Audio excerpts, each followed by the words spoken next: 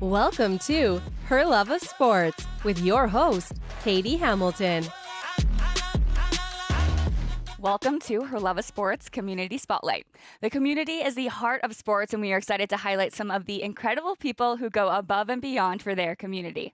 My guest today is an integral member of the community and a highly respected soccer coach. She not only coaches her daughters, but also serves as a board of director at Gorge Soccer Association. She has been an active member of several boards, including the Victoria Pride Society, where she has contributed immensely to the growth and development of the community. Her passion for soccer and her commitment to building a better community through sports has earned her respect and admiration of many. Welcome, Liz D'Amata. Thank you for coming on Her Love of Sports. Thank you, Katie. That's quite the intro. Well, I'm so excited to have you here. Thank you. So a little backstory. So we're both from Gorge Soccer Association. We coached together. We actually just coached yesterday together with some girls with your daughter, Nina. So that was fantastic. And I'm just excited to talk all things community, what you do, because we've known each other for quite a few years now, and just seeing how much commitment you have to the club and to the community has been truly inspiring for me, and it's been fantastic getting to work closely with you, connecting with you, going over soccer stuff. So yeah, I just want to hear more about you, more about your story, and how you got here today. Thank you. And ditto. All right. It's been awesome working alongside you these few years. I love seeing younger coaches, female coaches coming up and doing their part. So thank you for all that you do for the community and for girls in sport. Absolutely. Thank you. So broadly speaking, how I got into the soccer part anyways, my parents immigrated here from Brazil. So I think that probably tells you a little bit about some passion for soccer or football in our family. So grew up with a soccer ball at our feet, my brother and I. Playing in parks and fields all the time whenever we could. But when I grew up in Winnipeg, is where I was raised, not a lot of opportunity for me to play. So oftentimes watching my brother play and hoping to kind of get a ball kicked around with him and the boys, but quickly that ended. So for me, a part of the reason that I like to coach and participate in soccer for my girls, I have two daughters, is because I didn't really have those opportunities in the same way that they do today. So anything that I can do to support and further getting girls playing any sport, but particularly soccer, I'm about 100%. Wow, I love that. That's so important to kind of highlight too, is those opportunities weren't there for you. Yeah. Which is just, it's wild to think, because we see how far the women's game has come. Absolutely. And how accessible it is. And I think especially with our demographic for our club, is we see so many people from different countries and different aspects coming here, which makes it so beautiful. And I think why we love our community and club so Absolutely. much. So it's really interesting, yeah, that you didn't have those opportunities, especially in Canada too, to be able to play. Yeah, I'm a little bit older. I think the girls' game has absolutely changed in the last probably 2 decades, I would say, more so. Mm-hmm. Not that there weren't opportunities, but the part of town that we grew up in and sort of barriers to access were there for us. They were real. So like I said, it's an important part of why I volunteer in the community, broadly speaking, is that we were given lots of opportunities when we came to Canada. And I'm a big believer in if you get, you give. And you keep it going forward. So I'm a passionate volunteer in many different outlets, as you know. Mm-hmm. But certainly being able to be alongside my girls on the field is a huge pleasure for me. So. We love that. And I love your girls so much. They're like my favorite. They're so great. And awesome. We've known your oldest for such a long time, and now your youngest as well. Yeah. And we actually had Taya. She's been on an earlier episode to talk about it. And Liz and Taya coach. And you guys have been extremely successful, both winning games, going to provincials, now 2 years in a row. Exciting. But also just the impact you guys have made, right? It's not just about the success on the field as much as us coaches and being competitive want it to be, but it's also the development of the girls, which we've seen just how far they've come. So how special is that for you to see your group of girls be successful and see where they have come? Oh, it's amazing. Honestly, like to your point, we are definitely competitive individuals for sure. Personally, I play a little soccer, but I also played squash and racquetball and individual sports. So I like to compete in whatever I do. There's no doubt. But some of these girls I've been coaching, my daughters included, since they were 4 or 5. And some of them are on our U15 Tier 3 team today. And so I look back and just think the development path emotionally, physically, and the skills on the field it's very satisfying to watch that. But more importantly, I'm just so happy for them. Watching them feel that sense of accomplishment in whatever it is. At the beginning of every season, I'll backtrack a little bit. Beginning of every season, I ask each player for an individual goal and what they want to work on. And then we track it through the season, and we try and, develop drills and training around what particular players want to work on. And being able to, we just finished regular season, being able to sit down with a few of the players and say, here's what you said in September, and here's what you did by March. And, when they recognize that they didn't even realize they were working towards that goal, and then realizing, yeah, I did score off a header, I did convert a corner, or whatever it is that we are working on. I mean, it's incredible that in the minute way, and then broadly, just personal development, watching these girls mature. And a lot of them do some coaching or volunteer, and just seeing that carry forward spirit, it's totally inspiring. Yeah. It totally is. And I love that you do check-ins at the beginning of the season too. It's so important. Totally. And I hope more coaches do that because it also makes the kids feel part of it as well, right? And be like, oh, coach is watching. Coach has these goals set for me. So I think it just works wonders. Yeah. And to have that, we have so many kids on the team, right? And throughout the club, and you coach 2 teams. So there's so many. And it's hard to, if you're on your own for coaching, if your assistant coach isn't there, to have that kind of one-on-one. Because you're spreading it out between 15 to 20 players, and you have stuff that you have to work on for your next game, your championship game, the one you just had. So I think to have that like 1v1 sit down is so beneficial because it doesn't happen too much. So when you get those moments to kind of, oh, Coach Liz saw me do this, saw me do that, it's like you can see the sparkle in their eye. Absolutely. And it's so important. It's so important. And, we, as part of the Gorge board, we did some training on keeping girls in sport broadly, but in particular around soccer. And I think the stat was something crazy, like, 1 in 3 drop out after 13 years of age. But part of that was that feeling like they were a part of something, right? Being heard and finding the space in that physical activity. So I think that those kinds of things enable girls to feel like, oh, there is a space for me. I'm not the same as that striker who all they do is score goals and they're the star of the show. There's a spot for everybody and for everybody to improve and be a contributor to the team. And I will also say that coaching solo is one thing, but speaking to Taya Scory, coaching with her for the last few years has been so awesome. She's a young player.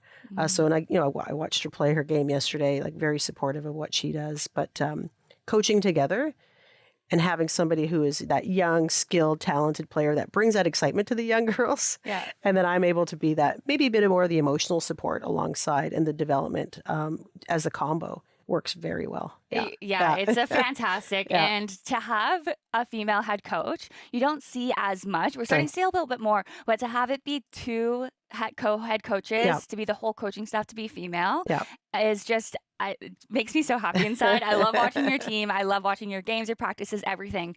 But it's so special. And I use that word a lot, but it really is to see that. And I think it's great for the girls to see like, okay, there's routes that I can go as well. And like after I can be a coach, and we had your older daughter help coach us yesterday, which was fantastic. And she did such a great job, and the girls listened to her, the players did. And so to have you and Taya be such a force, and you do come across things of being a female and be younger. Now from the female aspect as well, do you ever notice anything when you're coaching alongside? Is there anything different? Yeah, I would say both instances of female and youth. I mean, it was a month ago. I won't mention the game we were playing, but we were playing an away game. And I had been speaking with the coach the whole time about rosters and just the technicality of the game that we were about to play. And then I stepped back, and then he came over, and we've got a third person helping us out this year who happens to be male and who's an excellent player and coach as well. And even though I've been having the entire conversation, we'd been emailing prior to the game, we'd been talking about things all the way through. As soon as this other coach came over to chat about one more thing, he didn't even look at Taya and I. He went straight to the male in the crowd. He hadn't been aware of any of the organizational details. So he was going, I don't know, you'll have to ask Liz or Taya. But he didn't even look at us, even though that was the obvious, we'd already had a conversation about it. Yeah, so the communication was there. Just as an example, that happened like a few months ago. And certainly that's happened with Taya when we've been at games, some people thinking that she's either a player. But yeah, it happens. It unfortunately happens, yes, still today. It's nice when you have the supporting coach with you who points and goes, that's the head coach, go ask her. Totally. To have that support. I guess challenge your assumptions, right? Because that's just an assumption that was made. Yeah. Walking up, oh, there's a man there. We'll just ask him. Maybe next time challenge that and just go to the female regardless. Absolutely. And then you're also the lead of our new DEI committee for the board. Talk to me about how important it is to have this DEI and what it means to the community and club. Absolutely. Well, as I mentioned earlier, I don't have all the stats. I should have brought them, but I'm sure we can find them later and add that as supporting material. But the number of girls that drop off as we get older in sport is pretty large. It's pretty astounding.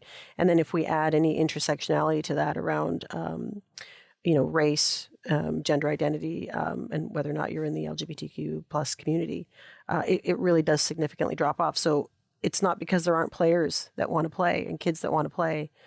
It's that we're not providing space and opportunity for them to do so. So I think it's imperative for every community association, sports or otherwise, to recognize if we want more engagement in community, if we want to really be a part of whatever it is that we're doing and be impactful, we've got to recognize that we've got some learning to do around how to make those spaces open for people. And so the Gorge has been wonderful. The boards are very supportive of whatever we can do to engage and learn. And really, mostly it's about learning, I think, initially, and then figuring out how to integrate what will work best in what we're trying to offer.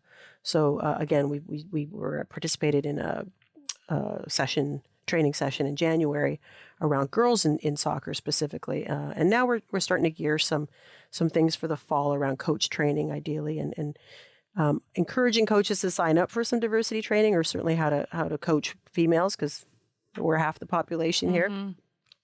But also around inclusion for newcomers and things like that. So lots coming, maybe not as formal, but the Gorge board is very supportive of it, and I'm happy to do what I can around it. Well, we're so lucky to have you be part of it. When you stepped up, it was just so fitting. And thank you for what you've contributed and what you're doing and what's to come. Because we do have such a large, diverse group at our club, and I'm sure a lot of people do in many different areas and across the city as well, especially with Ukraine and everything like that. We saw a lot of families move to the area and wanting to play soccer. And it's not just about, which I find, it's not just about having the team. This could be for anybody, really. It's a space outside of what's going on as well, right? It could be a safe space. It could be somewhere to let out their emotions, to build friendships, to share something with your family. There's so many reasons. So I think if we can really work together to create that safe community space for everyone is just so important. And that goes to the diversity and inclusion to make sure that we kind of have everybody in view and making sure everyone's comfortable. Absolutely. So talk to me. So you weren't able to play soccer growing up. You coach your daughters. Were you able to play? You mentioned a couple sports. But what kind of sports were you able to play when you besides that? Well, I mean, I did play a little bit of soccer, but it was not it wasn't sort of not professional. It wasn't competitive. It was just sort of rec league kind of stuff, and that was fun. And then tennis, I was a game that I still love playing. And then being in Winnipeg in the wintertime, it's hard to play outside tennis. So racket sports were kind of my thing, is where I turned to. So I played a lot of squash. Need a new squash partner. If anybody's out there who wants to play squash, I need a new one. Learn. Okay, let's play. And whatever I could. I'm definitely, again, I like playing games, I think is the point. People talk about going to the gym and running on a treadmill or things like that. I can do it, but I got to tell you, it doesn't excite me. Get me in a game kind of environment. A little competition. I'll play whatever you want to play. Some things I'm not playing basketball very well, but I'll get out there if you want to play. But a racket sport. I'm sure you could be pretty good at basketball. I like playing games, I guess is the point. And I like being physical. I think it's so important to be physically moving your body, especially as we get older. Get out there and it's community. It's also friendship, right? Even though those are single player games, you're still playing against another person. Absolutely. And you've got to build that rapport and how you doubles, tennis, that sort of thing. And I think it's something I can do. I'm always thinking about what can I do for right until the twilight years. And I think those are sports I can continue to play. Although I did see that the Gorge is doing walking soccer, I was thinking, oh my God, is that going to be me in 10 years? Maybe. I know. I'm like, I need to go out and see what it's all about. Yeah. It looks I'm interesting. glad that we offer it, though. Totally. A good option. Yeah. And it's so important, too. Like you said, like even at my age, it's hard because I stopped playing soccer because I got a concussion, so I wasn't able to play. So then I focused on all my focus went towards coaching. Because I was like, I still want to be a part of it. Right. But it's And now I kind of dabble with it of being like, okay, do I go back? But it's hard when you're playing in like a Sure. competitive realm to go back of doing it more recreational, Right. Sure. Sure. But it's so important, like you said, to continue doing sports and being active, because I Yeah. think once you kind of stop and you get out of it, it's Tough. so hard to start up Tough again. to get back in. And we joke about it. I was talking with someone earlier about how long it takes to get into the soccer fitness, which I Right. know that you see with your players and Yeah. athletes, is it takes so long. But for it to leave, Oh my even God. if it's like a week I or hear like a that. spring break or Christmas break, Yeah. and then it's gone, and it's like, okay, now we're kind of starting over again. Yeah. Yeah. So I think it translates to adults as Sure. well too. You know, For sure it does. keep Yeah. being active. Yeah. And I would say about soccer for me, didn't play competitively, but certainly played enough. But I've watched a lot of soccer. And I think for me, what I love about coaching, particularly with the older girls, as we get into that competitive play, is I really love strategy and tactical thoughts around how to play and knowing who you have and how to play them and getting the best out of your team. That part I get a lot of enjoyment out of for sure. I could see doing that for a long time. It is. It's just another aspect, right? Totally. And we had an exhibition game, Yeah. and I was in the middle just reffing. Again, it was an exhibition one. But the way your girls move the ball and pass it, it was just phenomenal. And I love watching it. And I love what the coaches, you, Taya, and Brandon have done with the team. Thank you. Especially at the age that they're at, to be able to do that. But most of all, the communication. Yeah. Unreal. Yeah. So Unreal. important. I was like, and it's hard for females, I'm going to say, at least from my perspective. Mhm. I don't see it as much. You might have one or two that kind of take the lead in games Sure. that are more communicate more, especially when the cards are down, or you might be down a goal or something Sure. like that, or someone's got the pressure to keep that communication. But I was blown away by the communication. Lots of it comes from your daughter, who, you know, I think very highly of, but fantastic. Thank you. So important. So important to, and again, you know, and I say this to the girls all the time, we win together, we lose together. This is a team. It's not individual play. And I think that sometimes that's, you know, we might be playing a technically better team, but where we can come up ahead is that we're playing together. It's an 11 out there together, and they're talking to each other and doing it for each other. And again, that's a big part of what I want to try and instill into these players now too. This is a unit, right? We're a family when we're out here. Let's go. Big kudos to you guys Oh, and thank your team you. with the communication, because it was fantastic. One of the best I've seen from any female team, no matter of age I've seen. Awesome. So, And that's yeah. something I think at Gorge in particular, you know, with Dan as the TD and Jamie acting close before, I think the focus has always really been on that technical passing, and I think you see that. Yeah, I think you definitely see that across the board. But surely we've obviously emphasized it as well. But and I think it might have been Dan that said a while back. 10 years from now, 20 years from now, if you go to a pickup game and you see somebody with some really good passing, he wants them to be able to say, somebody else to be able to point out and say, oh, they must have played at Gorge. Yes, yes, exactly. So, yeah, I think we do that really well, develop that skill really well. I agree. Yeah. Okay, let's shift over to community. Okay. So you are so big in the community. You are on Victoria Pride Society. Talk to me about the different roles that you do. Sure. I was the treasurer and then the vice chair of the Victoria Pride Society for, you know, it's all a blur of time, but I want to say maybe 6-7 years, long time. I just stepped away this year because at the end of the day, you can't do it all the time. And I'm a believer of, if you take something on, you've got to give something up, because I do still have other things I need to do around the house even. And never mind work. So I did that for a long time. And why did I do that? You know, when I stepped onto the board originally, a good friend of mine, David Tilson, was the president of Victoria Pride Society, and he was that for, I think, 14 years, long time. He was one of the original players of getting a Pride celebration back up and running. Whatever that is, 14, 15 years ago now. And he just reached out and was like, we need somebody with some financial knowledge. I am a financial planner, so I certainly know how to budget monies and get it to work for you, et cetera. So it wasn't something that I was looking to do, because I'd volunteered just when he needed at the event itself. But he was like, we need sort of year-long help here. So I looked into it and realized I'm never going to step up if I don't think I can offer value, right? If you don't need me and there's other people that maybe need the opportunity, I'm going to be the person that steps back and provides space for somebody else to take it when I think there's more value there. But I looked at it and recognized that, yeah, there's probably quite a bit I can do here. And then 1 year turned into 2, 3, 4, 5, 6, and here we go. And I feel pretty good. At the end of the day, when I left, there is a nice emergency surplus. There is so we're not worried about, or they're not worried about, we're not worried about rainy day for putting on the event. There's savings in the bank, as it were, to keep it going. We've added some year-long programming, which again, I was very proud of for youth. There's a youth council that runs 12 months a year. And we started a bursary at the UVic. So there is a in perpetuity bursary from the Victoria Pride Society. We had it named in honor of David Tilson when he stepped away, which was important to me because he really has done so much for the community. And so for me, those are legacy pieces, right? I help to make sure there's money for the future. There's money for kids at university forever that might need it in our community. And I started a mentorship program there as well. So hopefully that's ongoing. So things that, I'd like to get into it, see what I can contribute.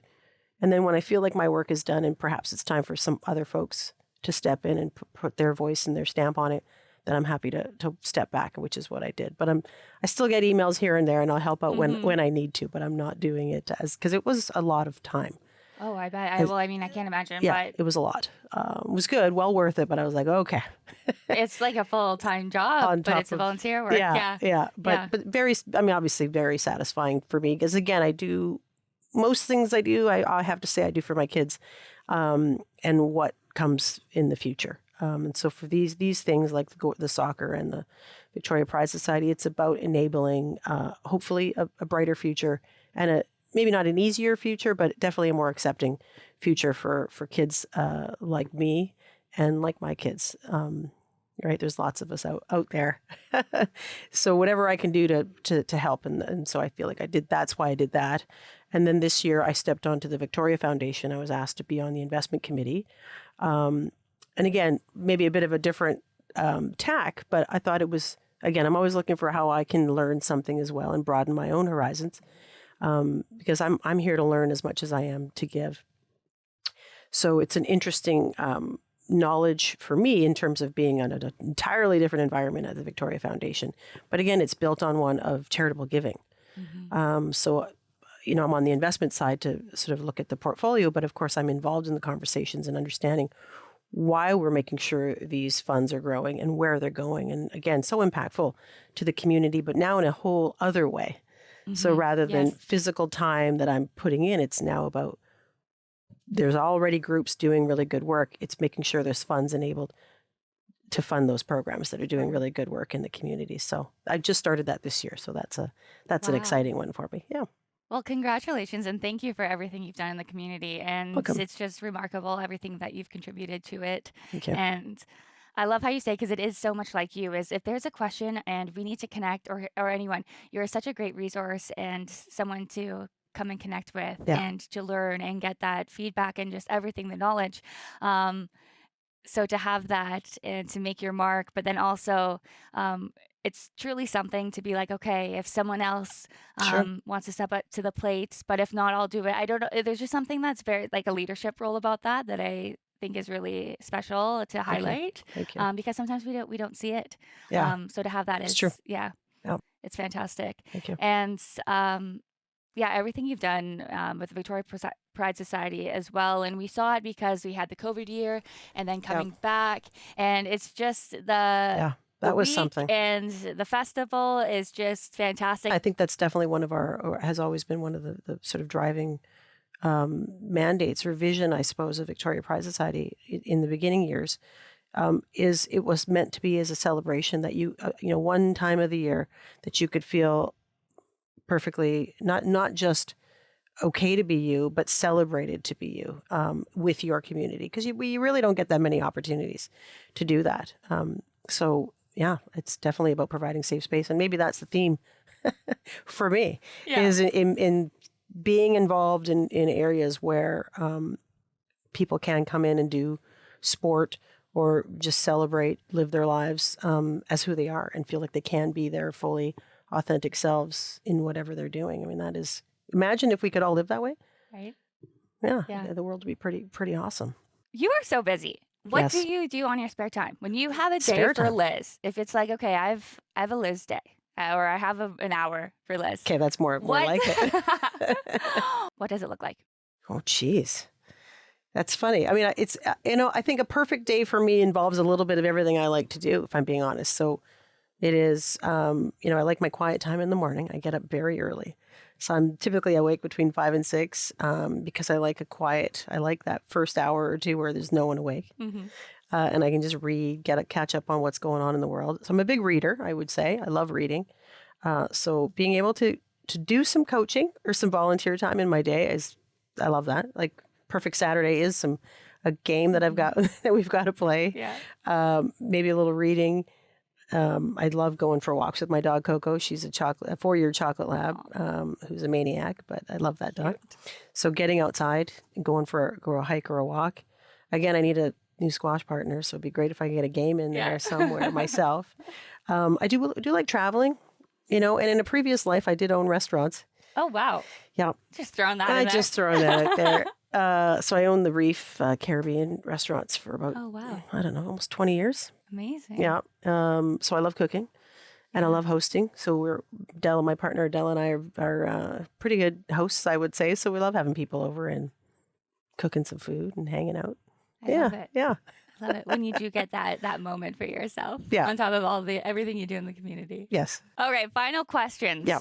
Favorite athlete? The family that I grew up in, as I think I mentioned. So Pele was a big part of our house, but there was a few other Brazilian soccer players that I loved. So Socrates was a big one for me. I don't know why I loved him. And then in my teens, Roberto Carlos is a defender. And I know these are not women, but that's who I watched. That's okay. That's who I watched playing. Loved him, still love him, and arguably one of the best players ever, but that's okay. Well, we can put that to another conversation. And then when Marta started, I watched her a lot. Yes. And I still watch her. She just scored her 200th goal for Orlando Pride last week. I mean, still playing. Unbelievable. And of course, you cannot have this conversation without Christine Sinclair. Yes. She's a bit younger, so she wasn't in my youth time, but in my last, 2 decades for sure. Mm-hmm. Amazing to watch her play. Amazing what she's done for the Canadian game.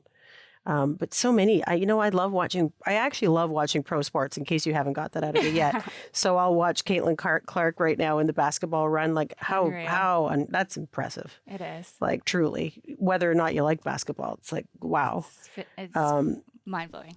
And then in tennis, of course, the incomparable Serena Williams. I don't know if there's a better player. She changed the game. Mm-hmm. And I remember watching when she first started and the conversation all being about her physicality and how she was so different from you had your Hingis and your Steffi Grafs and those kinds of Martina Navratilova, totally different style of tennis, totally different physical play. Mm-hmm. And then you had Serena roll in and just change the sport. That doesn't happen too often when somebody literally changes the game, and she did that. And I'm sad to see her retire, but I guess it had to happen. And I'm always watching who's playing now. I love Chelsea's my team, the English team for women's soccer. Mm-hmm. Lauren James, I love watching her play. I love that she's so spicy out there, just giving her. Yeah. Sam Kerr, of course, but with the injury, haven't been able to watch too much of her this year, unfortunately. I know. We were hoping when Canada came to, right. Les and I were talking about it, when Canada women's national team came to have a game in Victoria for Sinclair's send-off, and they were playing Australia, right? And it was like, I'm like, okay, yeah. I think everyone was like, Sam Kerr. And then, of course, being injured, it was like, oh. But I remember we had the conversation about being like, oh, yeah, we're excited for Sam Kerr. and then it didn't happen. She get to play. But still, it's phenomenal watching the other players as well in the national team. Yeah. We'll talk about that. How special and what was it like to go with your daughters to watch the women's national team games? Oh, they love going. They love going to games. I mean, we almost went. I almost got us tickets to the Gold Cup in San Diego. But wasn't able to get tickets because Canada was obviously playing there as well. But impressive. They love doing it. We've done the stay after and get the players to sign your shirt or whatever. And it's so special for the girls to see these players out there and aspire to be them, right? And that's what I hear from the girls on my team, and certainly from my older daughter. There's a real draw that you can see that there's a path. Mm-hmm. And if you can't see the path, then you don't necessarily think of it, right? There's not that many people that are going to be the road makers, right? Most of us want to see can I do that? Oh yeah, I can, because there's 1, 2, 3, however many people out there doing it. And so our women's national team, I think, is so inspirational for young players today. So yeah, they love it. Anytime we get an opportunity, we're going to go. That's how it is for sure. Totally. Yeah. Especially if you have it in Victoria too, Oh. where we don't have big names, big teams coming. You go to the mainland, which is great, Yeah. but also sometimes it's either time consuming, it doesn't line up, because I think their game was on like a Tuesday or something, which Yeah. would have been difficult Couldn't for go. families Yeah. to go to. So for it to be in our home city, Yeah, so our important. little home Victoria, I mean, it's not that little, but still compared to the big Pretty cities, little, yeah. to have it here in our stadium it's remarkable. We still hear, like I still see, and you might as well, is the players walking around with their jerseys. I see a lot of Adriana Leon Oh, jerseys, so and good. I'm like, She's so yes, good. because she is so feisty and Yeah. fiery, and she's phenomenal. Yeah. I love for athletes and forwards to watch her play and kind of Absolutely. get inspired by it. Yeah. And yeah, it's really great when you see those little Canada national team jerseys running around. Totally. Or Yeah. And with the names on the back. My girls and I will watch the games. Like again, there was the She Believes Cup, which was just four teams, I guess. We watch them. We watch the games and the girls are into it, right? Mm-hmm. And I love that they're able to watch, even if not live, we can get it on. Although, if I can make a complaint, we need more women's games on TV. It's I so agree. hard to find the games on, or I've got to figure out what new subscription I have to find, or where I'm streaming it from, right? Like, It is difficult. Yeah, so we I need agree. more. Sometimes it's even hard to find what time and where. Usually, Totally. especially with like the competitions and whatnot, it's if I see it on social media or if I hear it on the radio and Right. it's like, oh, so and so is playing. I'm like, what? How did I miss this? Totally. So yeah, Totally. it would be, I think, for all women's sports. I think that's a huge conversation too, especially with the NCAA and Caitlin Clark doing well, and then fast forwarding to the WNBA and Sure. having those games more accessible. Yeah. I think that's key. I think it's on people's radars, and it's definitely a hot topic right now. hopefully But to coming. have those across the board, have women's sports more accessible. Right when we were getting ready for our provincial qualifying provincial games, I wrote out every player that on our team, and I listed out. And as I mentioned, the women's Chelsea team is my team, so I identified which player on the Chelsea team matched my U15 player, and I gave them homework to watch because there was games that weekend that Chelsea was playing. I said, you've got to watch some part of that game, and you're looking out for these players because they play your position. And then we're going to talk about what you learned from watching them play, what they did well, maybe where their opportunity was, and how that can relate to you in this weekend's game. That's great. Yeah, it was awesome. It was awesome. That is. So now they can see these players, and there's a few Canadian players on that team. Yeah. And they can see these players and go, oh, that's I love Ashley Lawrence because she's that right Yes. fullback or wing back, and You that's see what her I do. jumping into the play, and that's what coach Yes. tells me, and now I can Yeah. actually visually Yeah. see it and see it be successful and important. what Yeah. to do. I Yeah. love that. That's great. That's Yeah. good for anyone listening too. I like it because then you kind of feel a little bit of ownership. You're like, okay, Totally. Jordan Heidema, that's who I'm kind of watching. I'm So gonna be what's she Jordan doing? Heidema. What is Right. she? Yeah, what's she doing? Yeah. What are the plays? Totally. I love that. Okay, final one. Any advice you give to anyone, especially women in the industry? Well, it's been a part of my sort of MO, if that's the right phrase. Connect with other women and be supportive of one another. It's easy to say that, but it's the action in it. When you're in a meeting or you're in a board meeting or you're in a business meeting or wherever you might be, and you're in a group of men and women, and a woman says something and no one's listening, or people are talking over her, and you notice it, pause, see if you can pause that flow and say, hey, I didn't hear what you had to say there. Can you repeat that? That's it. It's that simple, I think, is being there for each other. And that's at the adult level. When we're coaching or when we're working with female youth, it's providing that space where they can feel comfortable to talk to you. Whatever that looks like for you, it's going to be different in every environment, but be cognizant that girls sometimes need a different coaching style, right? They don't necessarily need to be spoken to like that. They need to be included in, because we know the social side of things for girls is a little bit different than boys, particularly when it comes to athletics or fitness. So let's remember that when we're coaching them. Let's remember the environment that we're providing. I love that. Thank you. Liz, thank you so much. I'm so happy to have known you all these years and to have you as a friend, a co-coach, a colleague, just everything. Thank you. You're truly inspiring, and I love to hear more about your story, where you come from. And thank you so much for being on Her Love of Sports. Thank you for having me, Katie. Appreciate it. For more information on Her Love of Sports, visit herloveofsports.com or on our social at Her Love of Sports.